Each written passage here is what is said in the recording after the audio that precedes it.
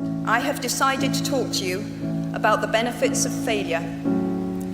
And as you stand on the threshold of what is sometimes called real life, I want to extol the crucial importance of imagination. Failure gave me an inner security that I had never attained by passing examinations. Failure taught me things about myself that I could have learned no other way. I discovered that I had a strong will and more discipline than I had suspected. I also found out that I had friends whose value was truly above the price of rubies. The knowledge that you have emerged wiser and stronger from setbacks means that you are, ever after, secure in your ability to survive. You will never truly know yourself or the strength of your relationships until both have been tested by adversity. Such knowledge is a true gift for all that it is painfully won, and it has been worth more than any qualification I ever earned. So given a time turner, I would tell my 21-year-old self that personal happiness lies in knowing that life is not a checklist of acquisition or achievement. Your qualifications, your CV, are not your life, though you will meet many people of my age and older who confuse the two. Life is difficult and complicated and beyond anyone's total control, and the humility to know that will enable you to survive its vicissitudes. By any conventional measure, a mere 7 years after my graduation day, I had failed on an epic scale. An exceptionally short-lived marriage had imploded, and I was jobless, a lone parent, and as poor as it is possible to be in modern Britain without being homeless. The fears that my parents had had for me and that I had had for myself had both come to pass.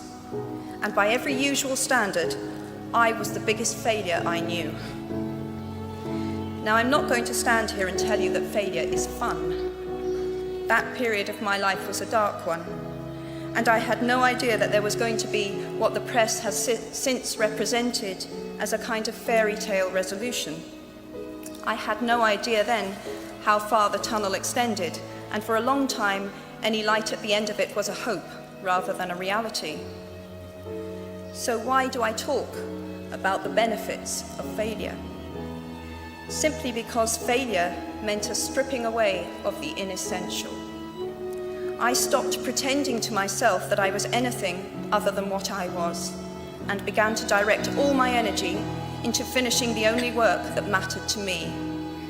Had I really succeeded at anything else, I might never have found the determination to succeed in the one arena where I believed I truly belonged. I was set free because my greatest fear had been realized, and I was still alive, and I still had a daughter whom I adored, and I had an old typewriter and a big idea. And so rock bottom became the solid foundation on which I rebuilt my life.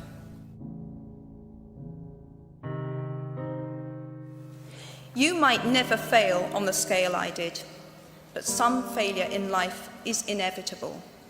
It is impossible to live without failing at something, unless you live so cautiously that you might as well not have lived at all, in which case you fail by default.